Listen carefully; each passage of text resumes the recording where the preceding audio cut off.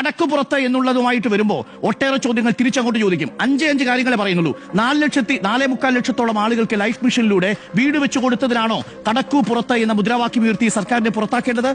1190 പദ്ധതികൾ, 90,000 കോടി രൂപയ്ക്ക് കിഫ്ബി പദ്ധതികൾ ഓരോ നിയോജക മണ്ഡലത്തിലും അടക്കം നടപ്പിലാക്കിയതിനാണോ ഈ സർക്കാരിനെ പുറത്താക്കേണ്ടത്? 87 പേർക്ക് ഒരു ദിവസം എന്ന തോതിൽ ഈ പട്ടയം കൊടുത്തതിനാണോ ഈ സർക്കാരിനെ പുറത്താക്കേണ്ടത്? 119 പേർക്ക് ഒരു ദിവസം എന്ന മട്ടിൽ ഇവിടെ PSC നിയമനങ്ങളടക്കം കൊടുത്തതിന് പേരിലാണോ ഇവിടെ ഈ സർക്കാരിനെ പുറത്താക്കേണ്ടത്?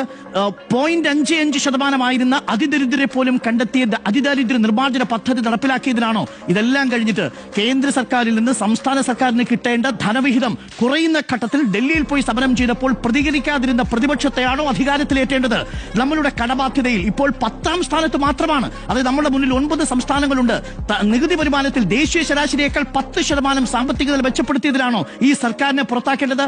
അതുകൊണ്ടാണ് ഞാൻ പറഞ്ഞത്, വികസനമാണ് ചർച്ച ചെയ്യുന്നതെങ്കിൽ കേരളത്തിൽ ഇടതുപക്ഷം അധികാരത്തിൽ തുടരും. ഇനി അതല്ല, വർഗീയ പ്രചരണവും ഇപ്പോൾ നമ്മൾ കണ്ടതുപോലെയുള്ള കുപ്രചരണങ്ങളുമാണ് തുടരുന്നതെങ്കിൽ മറിച്ചൊരു വിധി. പക്ഷെ അപ്പോഴും ഒരു തരംഗമുണ്ടാവാനുള്ള ഒരു സാധ്യതയും കാണുന്നില്ല. അതാണ് കണക്കിൽ ആദ്യഘട്ടത്തിൽ ഞാൻ പറഞ്ഞത്.